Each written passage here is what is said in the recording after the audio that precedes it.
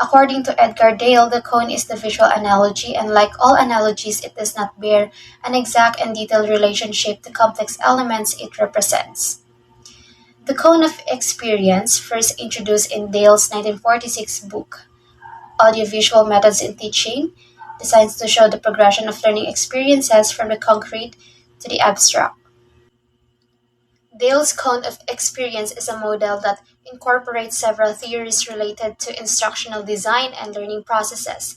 During the 1960s, Edgar Dale theorized that learners retain more information by what they do, as opposed to what is heard, read, or observed. His research led to the development of the cone of experience. So today, this learning by doing has become known as experiential learning or action learning.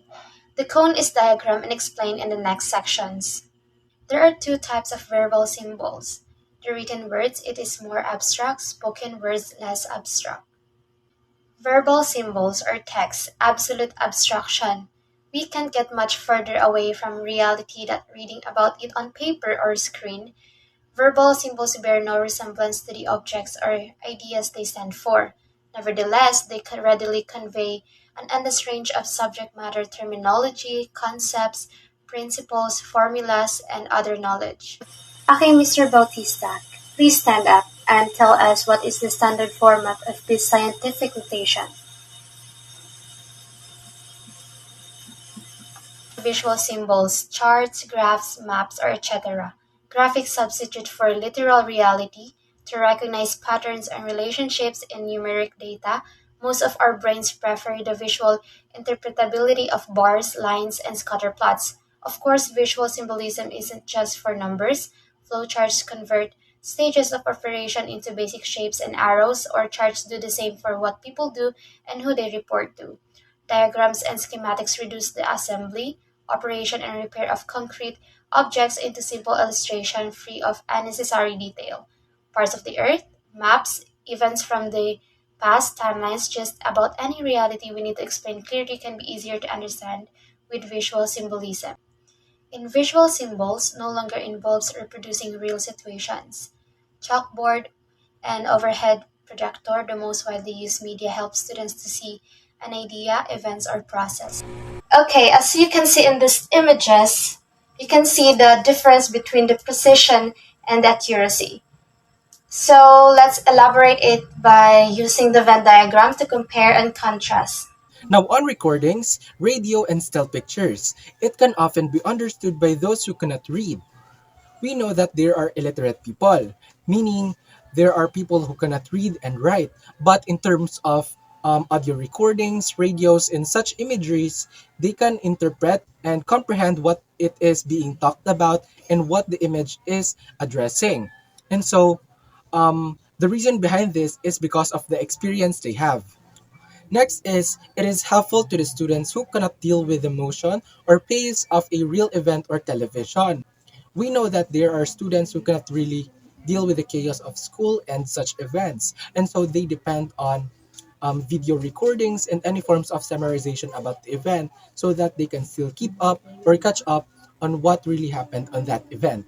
Good morning, classmates. Ma'am Bagayas is not around because she's on leave. However, she wants us to watch a pre-recorded video about accuracy and precision so that we can prepare for the next meeting.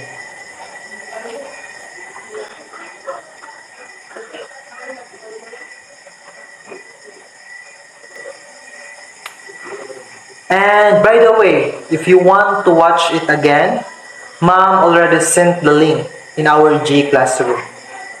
Television and motion picture. In educational television, it brings us immediate interaction with events from around the world. Despite of us not being on the actual event, television gives us the opportunity to have a better visual or vision and a point of view of the event that is happening around the world. Another is it edits an event to create clearer understanding than if experienced actual event firsthand.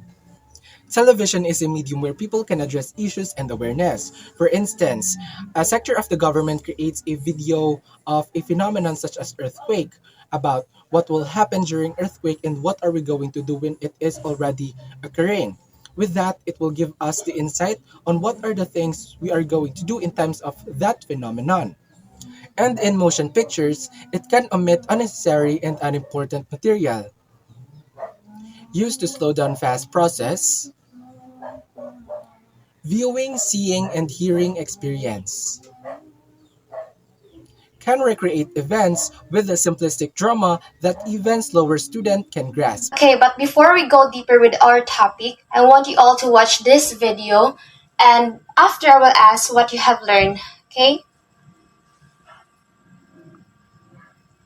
So the next one is exhibit. So what is an exhibit? Exhibit is something seen by a spectator. There are two types, which is the ready-made exhibit, and the second one is the handmade exhibit. An exhibit is an item that is shown off for the public, such as a painting on a display at a gallery or a historical document shown under a glass at a museum. Okay, so these are the tools that can be used to measure substances quantitatively. And as you can see in the board, these are the measurements and the set of data that shows accuracy and precision. So the next topic is the field trips. Well, field trips, an example of field trips is a field trip to a museum, a nature park, a water park, or in a science lab. Usually, field trips occur outside the classroom. So field trips. The first one is watch people do things in a real situation. The second one is observe an event that is unavailable in the classroom. And those two things that I mentioned is another example of a field trips. Next level of Dale's cones of experience theory is the demonstration and dramatized experience, which can be classified as partial participation. This level involves learners partially participating in the learning experience, such as by taking notes and watching and observing demonstration and role play. Learners in this level retain about 40% of what they do. So for demonstration, it visualizes explanation of an important fact, idea, or process. It shows how certain things are done. This level involves showing students how something works or how to do something through a demonstration. In a technology-driven learning lesson, this could involve demonstrating how to use new software application or hardware device. For example, in a class about video editing, the teacher could demonstrate how to use a video editing software by sharing their screen and showing students how to perform basic editing tasks such as trimming, cutting, and adding effects. Okay, to know more what Archimedes did, let's try it ourselves by putting this rock inside the beaker to know its volume. And for dramatized experience, this involved engaging students in a simulated or real-life experience that allow them to see the practical application of what they are learning. It reconstructed experiences can be used to simplify an event or idea into its most important parts, divided into two categories: acting, actual participation, and observing, watching a dramatization take place. In a technology-driven learning lesson, this could involve simulating a real-life scenario where students can practice using technology in a meaningful way. For example, in a class about cybersecurity, a student could participate in a dramatized experience where they simulate a cyber attack on a business and work together to identify and resolve the security breach. This experience will allow students to apply knowledge of cybersecurity concept and tools in a realistic scenario. Both dramatization and demonstration involve some level of participation by the learners as they are actively engaged in watching or performing the activity. These two can be effective learning techniques when used in conjunction with other learning strategies on the cone of experience. Okay, class, I want you to form a group with only 10 members and brainstorm what is the importance of analytical chemistry and what are the field and industries can be applied of. So you demonstrate it by performing a role play. Is it clear? So now let's talk about contrived experience. So what is contrived experience? Well, contrived experience are the models of and mock-ups, editing of reality, necessary when real experience cannot be used or too complicated.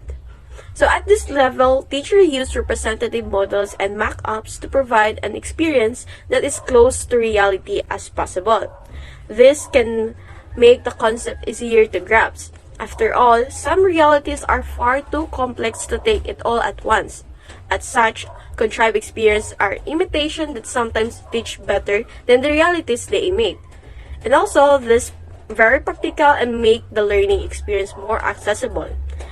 They have a concrete nature that permits easy visualization and helps to foster a better understanding of the concept at hand. And on top of that, contrived experiences are easier to manipulate or operate. So direct and purposeful experience. Direct and purposeful experience, these are the direct first-hand experience, have a direct participation in the outcome and use of all our senses. These are the first-hand experiences which serve as the foundation of learning. Teacher and students build up a reservoir of meaningful information and ideas through seeing, hearing, touching, tasting, and smelling. In the context of the teaching-learning process, it is learning by doing.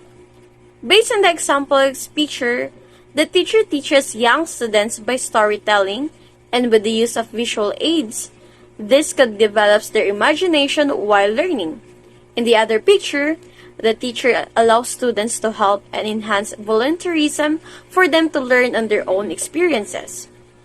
Direct, purposeful experiences are hands-on activities that grant us responsibility for driving a specific outcome. In short, we are the active agents in the learning experience. Okay, class, with the same group, I want you to collaborate and experiment with any kinds of measurements. So you have to measure any kinds of substances and objects. And after that, create a table that shows your results and define if it is precise, accurate, both or neither. And after that, present it with PowerPoint presentation. Is it clear? In conclusion, the cone experience is a visual model, a pictorial device that presents bands of experience arranged according to the degree of abstraction and not the degree of difficulty. The further you go from the bottom of the cone, the more abstract the experience becomes. The experiences in each stage can be mixed and interrelated, which fosters more meaningful learning. And according to one of the principles in the selection and use of teaching strategies, the more senses involved in learning, the better the learning will be.